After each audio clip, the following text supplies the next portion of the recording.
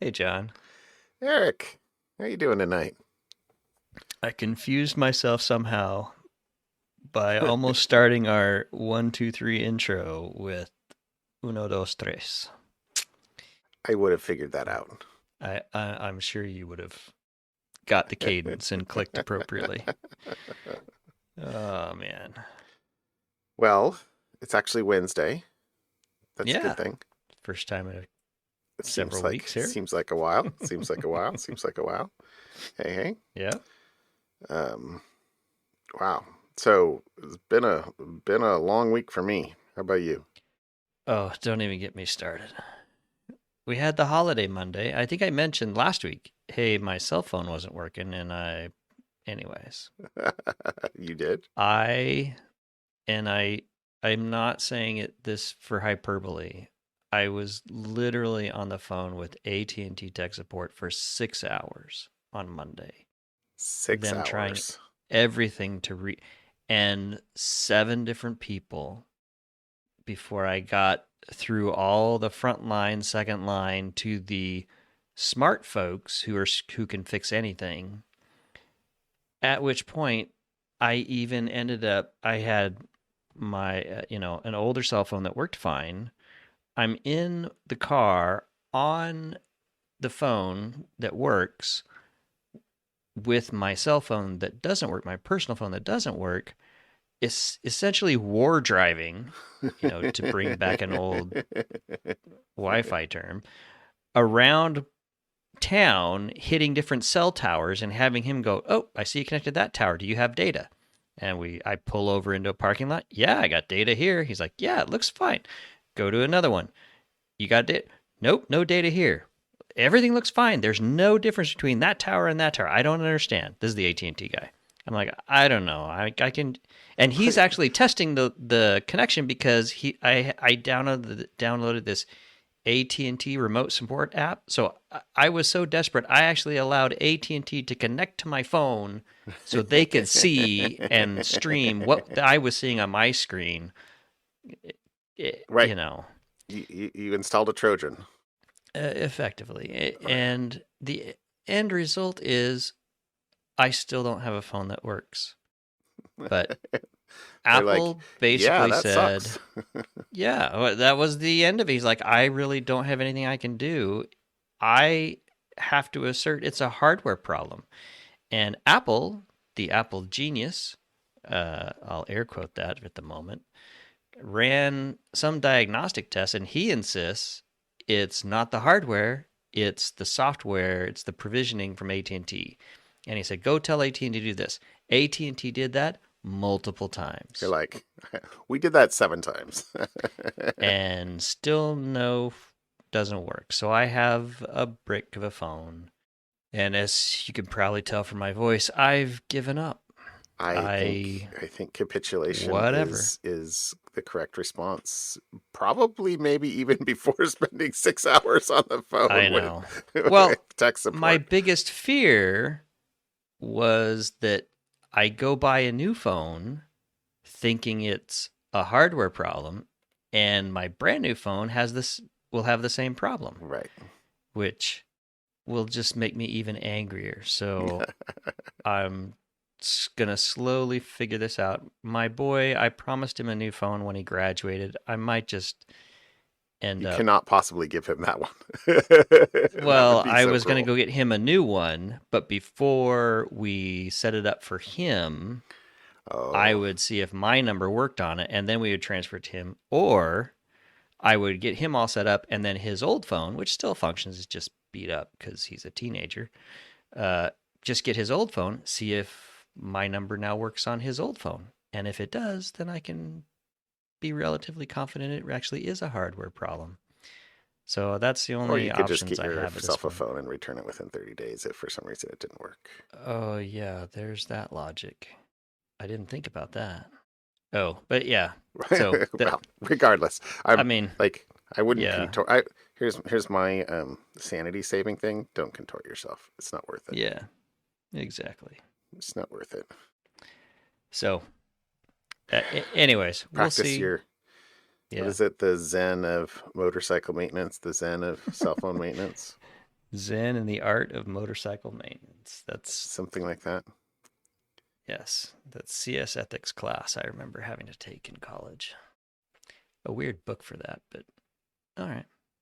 Anyway, so that was the rest of the weekend was a fog because I was irritated with stuff going on. So I really don't know what else went on this past weekend.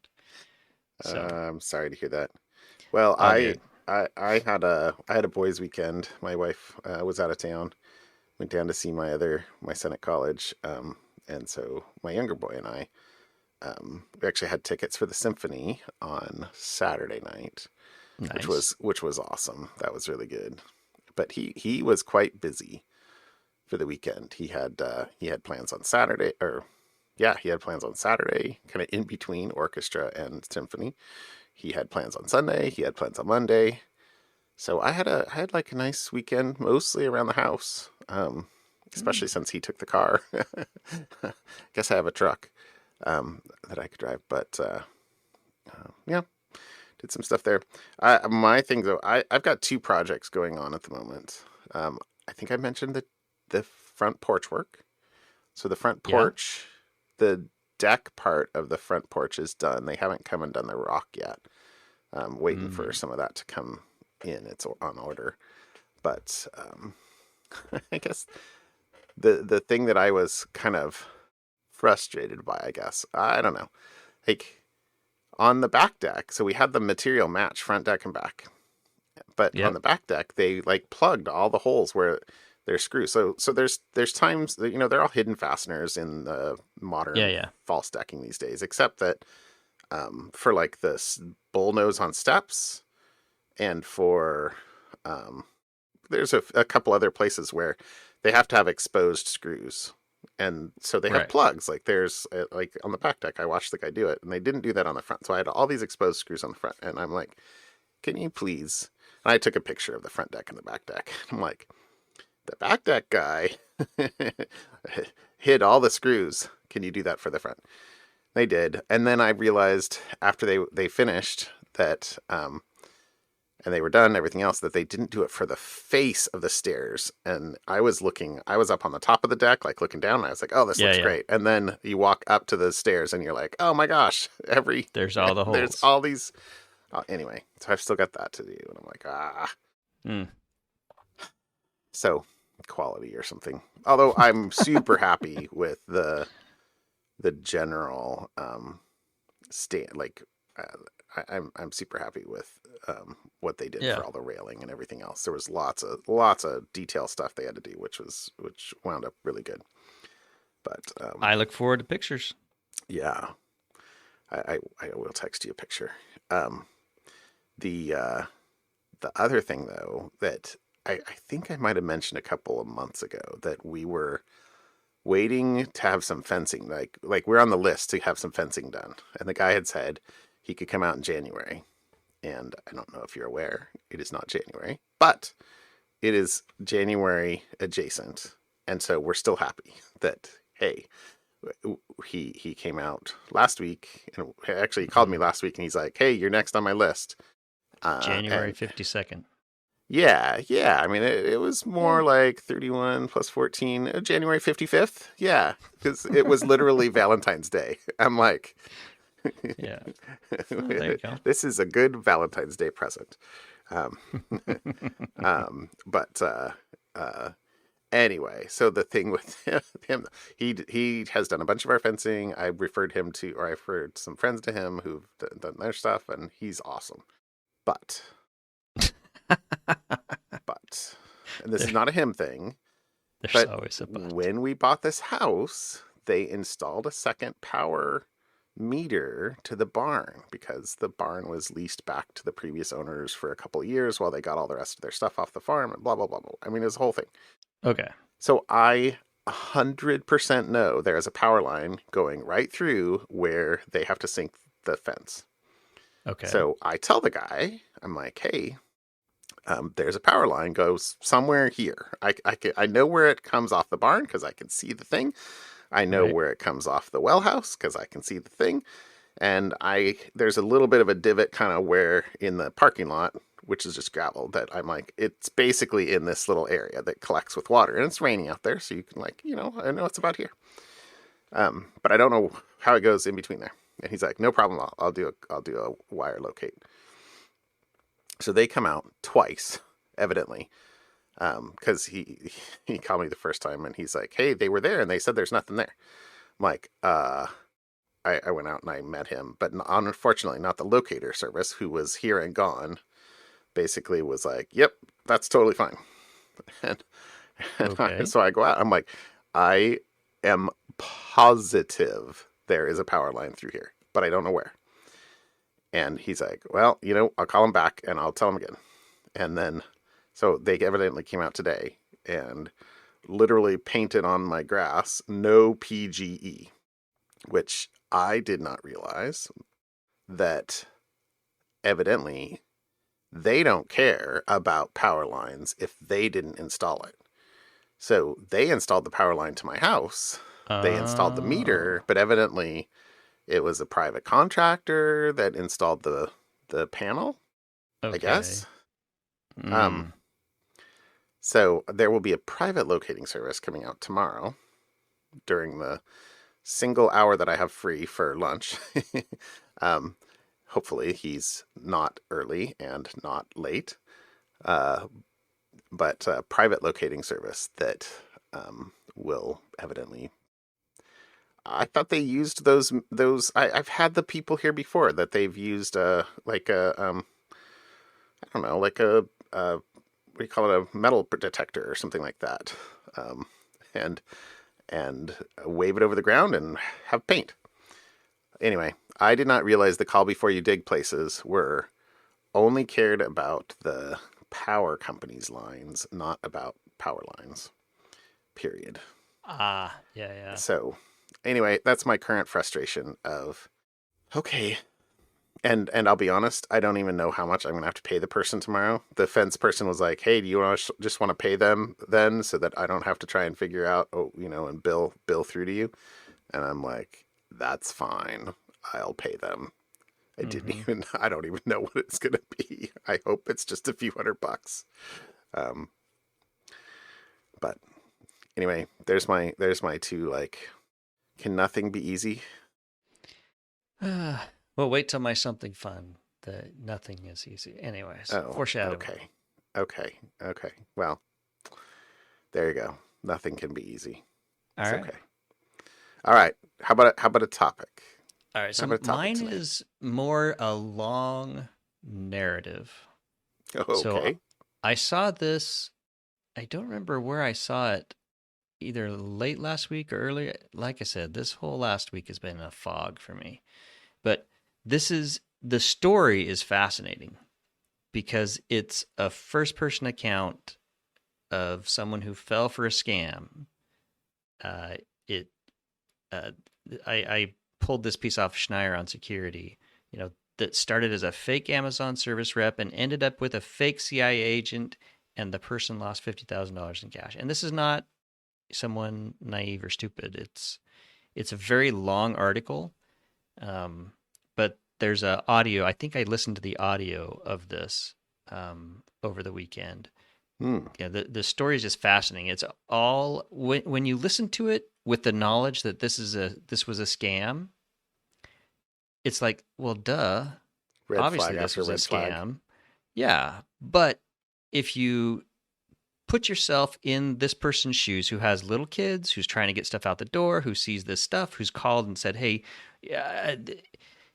Anyways, I'll just kind of read the opening hook to the story, and then I would highly recommend either listening to the audio or um, reading through it. Just how detailed this scam was, and how much effort it took someone like they invested in this scam for ended up being $50,000. Anyways, so Huh. here's the opening hook. On a Tuesday evening in this past October, I put $50,000 in cash in a shoebox, taped it shut as instructed, and carried it to the sidewalk in front of my apartment, my phone clasped to my ear. Don't let anyone hurt me, I told the man on the line, feeling pathetic. You won't be hurt, he answered. Just keep doing exactly as I say. 3 minutes later, a white Mercedes SUV pulled up to the curb. The back window is open, said the man on the phone. Don't look at the driver or talk to him. Put the box through the window, say thank you, and go back inside. The man on the phone knew my home address, my social security number, the names of my family members, that my 2-year-old son was playing in our living room. He told me my home was being watched, my laptop had been hacked, and we were in imminent danger. I can help you, but only if you cooperate, he said. His first orders: don't tell anyone about our conversation, not my spouse, or talk to the police or a lawyer. Now I know this was all a scam, a cruel and violating one, but painfully obvious in retrospect. Here's what I can't figure out. Why didn't I hang up and call 911? Why didn't I text my husband or my brother, who's a lawyer, or my best friend, who's also a lawyer, or my parents, or one of the many other people who would have helped me? Why did I hand over all that money, the contents of my savings account, strictly for emergencies, without a bigger fight? And then goes into the whole story about how this started, where it started, where the first calls came from, how it was a seemingly innocent call. Hey, this is someone we look like. It looks like you now have accounts opened by some random name in Iraq. Is this you? So it was a very detailed and long story. And if you believe you will never be scammed, read through this and set your everything aside and try to put yourself in the place of this person as things unfolded from the beginning as described in the story. Anyways, that's kind of my topic for this week. Is the whole story is fascinating on both sides. The scammer and the whole setup. And I'm sure this is a researched thing. This is not Fished. yeah, it's very much spearfished. Spear scammed, yeah. So anyways, that would be what I would say. Go check out this article. It's in the cut. I don't know if I saw it there or where I saw it, but I Googled it before we started tonight and found the link off of Schneier on security, who I think got it from Cory Doctorow. Maybe that's where I saw it. Anyways, there you go. That's my topic for tonight. The wow, scam in full half hour episode length. Anyways, there you go. Wow. I having not read it, I'll have to read or listen to it. Wow. Just some of the detail. Yeah, I know. It's just the detail that was put into this. It's like, put that to good use. You probably could have made more money. Right? For net benefit sure for people, like society. Sometimes. So, anyway. Oof. Okay. Well, I seem to remember seeing the headline of that go through, but I didn't actually listen or read it, so I'll have to do that. Yeah. The topic I chose for tonight actually is one that JR threw in Slack last week, and it is a Microsoft post about threat actors' use of OpenAI or ChatGPT, and couple like sort of maybe three big interesting things. The first of which is just sort of general things that they're trying to do as far as like being transparent and what they're looking for. They in terms of Microsoft and OpenAI in terms of identifying and what they will sort of committing to do. The second thing is data about the actors and what they were doing, trying to leverage OpenAI or ChatGPT for. And then the final thing is kind of a set of tactics, techniques, and procedures that they're trying to kind of get added to MITRE ATT&CK. So the first kind of section of this, it's quite a long article, and obviously I'm not going to read the whole thing or anything like that. But the first thing is let's see, a couple of sentences I kind of pulled out here is it's important for us to understand how AI can potentially be misused in the hands of threat actors. Uh, in collaboration with OpenAI, today we're publishing research on emerging threats in the age of AI, focusing on identified activity associated with known threat actors. Our analysis of the current use of LLM technology by threat actors revealed behaviors consistent with attackers using AI as another productivity tool in the offensive landscape. So, can you use it to make your job easier? Which I feel like we've talked about on the podcast, but Mm-hmm. so they do say that they have banned all the accounts that they identified with these various actors, and are working to continue to improve guardrails and safety mechanisms. But the other thing they're trying to do here in the beginning is sort of publish what their principles are going to be, or going to try and be around what they are stating publicly they'll do. So the first of which is identification and action against malicious threat actors' use. So such as disabling the accounts used, terminating services, limiting access to resources, etc. The second is notification to other AI service providers. So I assume this is like, indicators of compromise, or, data about the accounts being banned.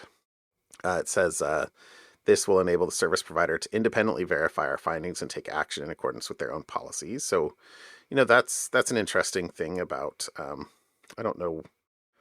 I'll say our knowledge of the security industry, there's a lot of threat intelligence sharing that goes on among vendors. So it will be interesting to see what mechanisms Microsoft uses to share this data, and what sort of constitutes an AI service provider.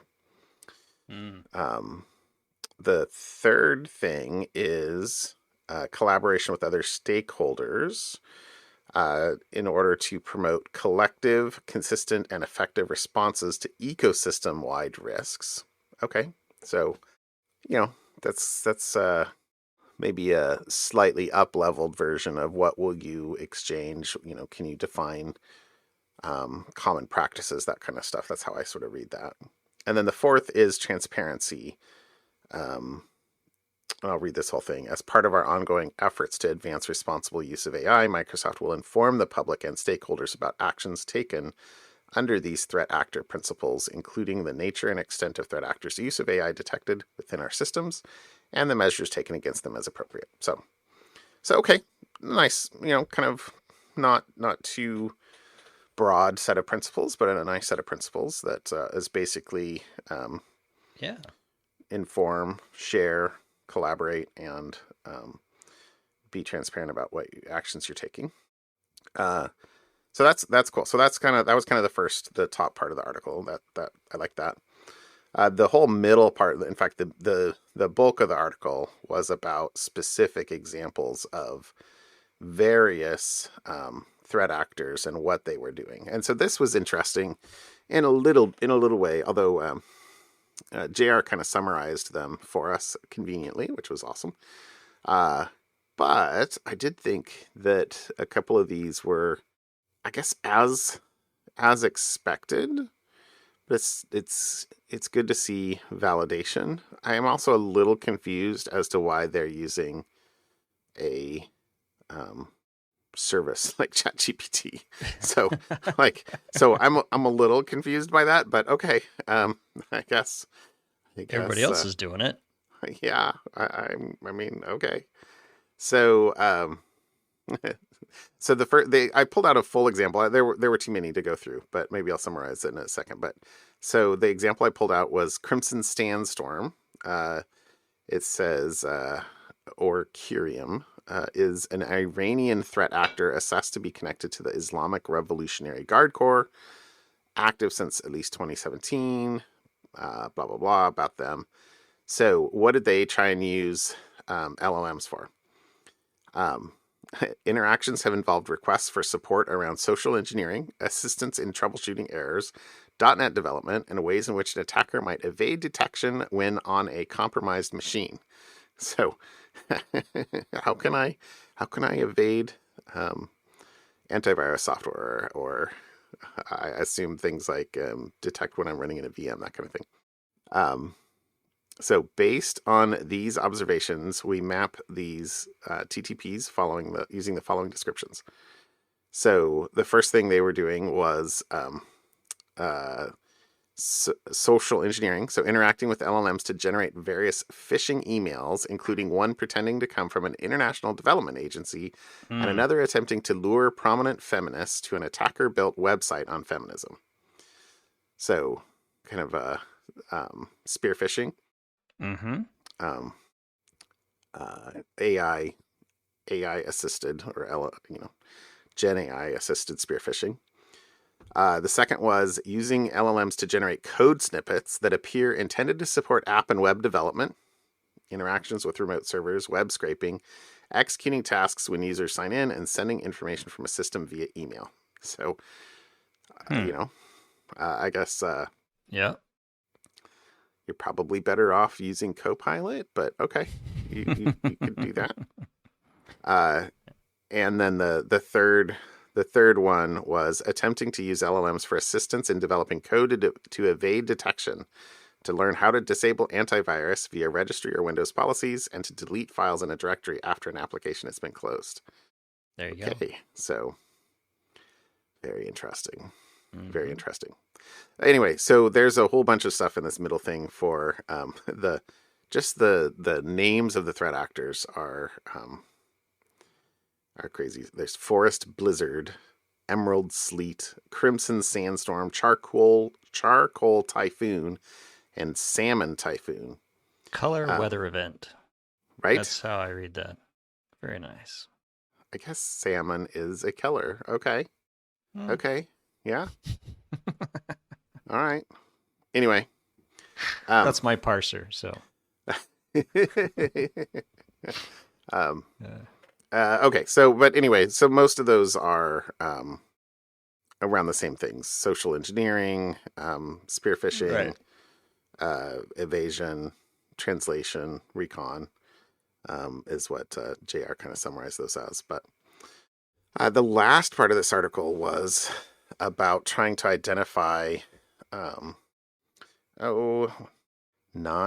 looks like 9 or so TTPs to potentially be added to MITRE ATT&CK that are LLM specific. So they phrase them as LLM informed reconnaissance, LLM enhanced scripting techniques, LLM aided development, LLM supported social engineering, LLM assisted vulnerability research, LLM optimized payload crafting, LLM enhanced anomaly detection evasion. That's a mouthful. LLM directed security feature bypass, and LLM advised resource development. So, most of those are self-explanatory, but anyway, I think it will be interesting to see how this grows over the next little bit of time, to see exactly how the industry is kind of impacted by the use of these tools, and the shift left, I guess you might say, that is enabled by using AI, specifically Gen AI.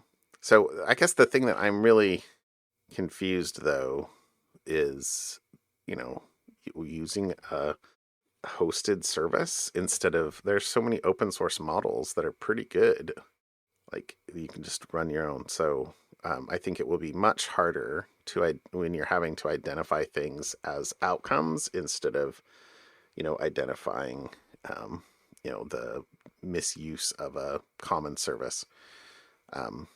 So identifying a spearphished email that was generated but on private infrastructure, much harder. Yeah. So anyway, but it was a good article, and I guess good on Microsoft for what they're doing there. Yeah. All right. So there you go. Well, fun, or fun with air quotes fun? I'm gonna I have go. I You have have two, both. Yeah.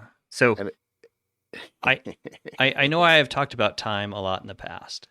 And I know yes. one of my something funds was a year or so ago. I didn't look it up. Oregon had passed, hey, if California and Washington agree, we're all going to switch. And they passed this years ago, I guess. Well, but they wanted to switch to daylight savings time permanently. And that was what everybody wanted to do, which required congressional approval. And I remember, Senate tried to pass something because other states wanted to do the same thing. They wanted to just stick with daylight savings time. That of course stalled. But now what I didn't realize is apparently states can choose to stay on standard time and opt out of daylight savings time without congressional approval. Oh, So Oregon, instead of switching to what California and Washington wanted to and do standard time or daylight savings time on the whole West Coast permanently, Oregon passed a bill, or it came out of the committee to just say, all right, we're just going to opt out of daylight savings now and just stay on standard time all year round until California and Washington get their act get their act together together. because we're tired. We're tired of it. Well, it failed when it actually got to the floor on a 15-15 vote. Oh, So wow. it's not dead, and a lot of the comments were, hey, I'm all for this, but unless Washington and California switch, all the people that are going to run across the Like river, live on the border. you live on the border, or go across There, the road, you're going to have to switch time going north and south, right? but And there are people that live right next to time zone boundaries, like in Oregon has two time at least zones. three places in the country. Yeah. Oregon itself lives on has two different time There's zones. mountain time in Eastern Oregon. Yeah. Ontario out in Eastern Oregon, that whole county is all on mountain time. I did not know that. Yeah. So, it's not. So, and some of the other, well, this is going to mess things up. I've had constituents call me and say that, hey, I travel between Washington and Oregon a lot. It's going to really mess me up. It's like, who stares at their watch when you're going across the street? You're going across the river. And how many people work remotely? I, you and I work with folks in different time zones all day long. This is true. This is not an unsolvable problem. So unfortunately, I was when I saw it a couple days ago, I was excited. Sweet, we can just. I didn't realize we could just say we're going to opt out of daylight savings. I didn't realize that nuance. So I was like, I'm all excited, and we don't have to wait for Washington and California. Washington and California apparently also have bills trying to work through the system. Washington died, same as Oregon, and California hasn't even brought theirs up for a vote yet. But if California votes for it, then maybe Oregon will switch back. But we're still the baby brother, I'm beholden to sorry. California and Washington, which is a bummer. But Okay. anyways, so there's my not fun. My fun Okay. is, and by the time anybody listens to this, it'll be after the fact. So it may have been an exciting fun, or it may have been a tragic fun. Okay. But uh, NASA's Commercial Lunar Payload Services Initiative and Artemis campaign, Intuitive Machines, is targeting 5:30 p.m. Eastern tomorrow, Thursday, February 22nd, to land the Odysseus lunar lander near Malapert A on the south pole region of the moon. We're going back to the moon. Oh, I don't. Okay. So, live streaming begins at 4 p.m. Eastern tomorrow. So, about 1 o'clock our time tomorrow, while you're working, you can pull up a little window, nasa.gov, stick it over in a corner on a window somewhere else on your computer, and watch the commercial landing on the moon. And it'll either be a success or it'll be a different story. So there you go. That's Okay. my second Well, fun. while I am at it right this very moment, I will go throw something in my calendar that Yeah, load that says up. Watch moon landing. Save. All So, right, there you like I go. said, the streaming starts at about 4 p.m., but they're expecting no earlier than 5:30 p.m. So that's 2:30 p.m. Oh, Pacific. okay. So, Okay. So you the know, first hour and a half will be yeah, not talking not about super exciting. yeah, yeah. So there you go, fun stuff. Well, that's very cool. Okay, All fun, right. fun, fun, fun, fun, fun, fun. Fun and not fun. Okay. I'm So full of I it didn't have today. a something fun tonight. So when we sit down, I was like, oh, let me go see what's happening in the world of science. That's my go-to if you haven't figured that out in the last Science is always 5 years. fun. Yeah, and there was an article published yesterday, or maybe today, that is that scientists published in Nature, the journal Nature, or sorry, the journal Science, um, they have, for the first time ever, captured an image of a, let's see, captured the excitation of an electron hit with ionizing radiation in water before the hydrogen oxygen atoms had time to respond. So the the quote is, the world of subatomic excitations lives on the time scale of the attosecond, a billionth of a second, 10 to the minus 18. Wow.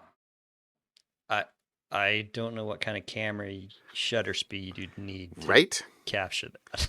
So put Clearly, another it's not a here's shutter speed. here's the thing. Put another way, this time scale is so brief that there are more attoseconds in 1 second than there have been seconds in the history of the universe. How's that I for mind bending? I Like, human comprehension is not designed to no. understand things like that. No. Um, No. no. So basically, they called it an atomic freeze frame. Um, and other images like it will help scientists develop a deeper understanding of the electric structure of molecules, because they can Huh. basically sort of snapshot like what the molecule looks like at attosecond ranges. Um, and I presume like what I'm waiting for, what I'm now, having read this article, and not the actual science article because you have to have a subscription, but like, where's the time lapse of the excitation of an electron in a hydrogen atom, or Yeah. in a hydrogen atom in a water molecule?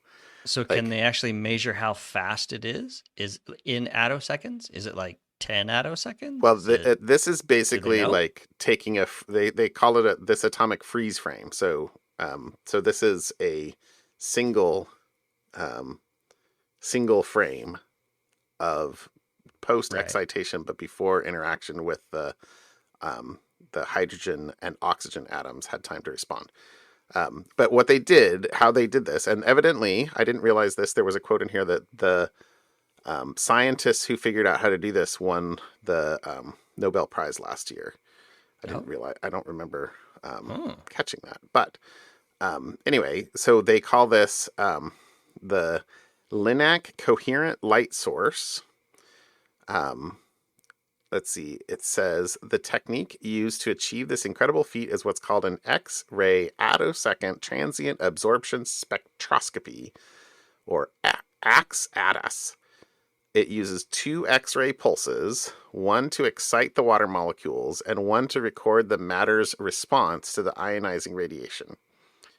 Hmm. Um, and then, but what you get is a whole bunch of data, and then you have to use. They said leveraging the University of Washington's HIAC supercomputer, the team was able to yield a pivotal advancement in the quantum level understanding of ultra fast chemical transformation with exceptional accuracy and atomic level detail.